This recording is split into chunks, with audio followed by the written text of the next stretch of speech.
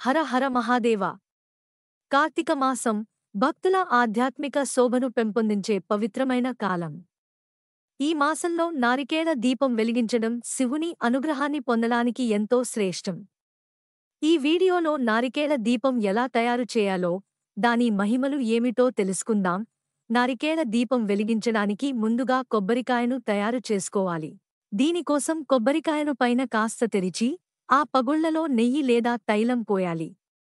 మధ్యలో వత్తిని పెట్టి దీపారాధనకు సిద్ధం చేయండి. దీపాన్ని వెలిగించే ప్రదేశం ఎంపిక. దీపం వెలిగించేటప్పుడు శుభప్రదేశాన్ని ఎంపిక చేసుకోవాలి. సాధారణంగా శివాలయం లేదా ఇంట్లో శివలింగం దగ్గర దీపం వెలిగిస్తే శ్రేష్టం. దీపం వెలిగించే నియమాలు. దీపం వెలిగించేటప్పుడు భక్తి, శ్రద్ధతో ఉండాలి. పసుపు, కుంకుమతో దీపం అలంకరించి, పూలతో పూజ చేసి ఆ తరువాత దీపం వెలిగించాలి. దీపం వెలిగించి శివస్తోత్రాలు చదవడం మరింత శుభప్రదం. నారికేళ దీపం వెలిగించడం శివుడికి అత్యంత ప్రీతికరమైనది. దీని ద్వారా శివుని కృపతో మన అష్ట ఐశ్వర్యాలు, శాంతి, ఆయురారోగ్యం పొందుతామని పురాణాలు చెబుతున్నాయి. దీపం వెలిగించడం ద్వారా కలిగే లాభాలు. ఈ దీపం వెలిగించడం వల్ల మనలోన ఎనర్జీ తొలగిపోతుంది.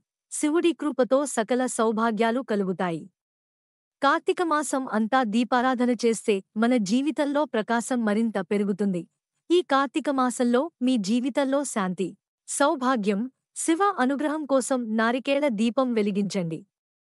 మీకు ఈ వీడియో ఎలా అనిపించిందో కామెంట్స్లో తెలియజేయండి. లైక్, షేర్, సబ్స్క్రైబ్ చేయడం మర్చిపోవద్దు. ఓం నమః శివాయ.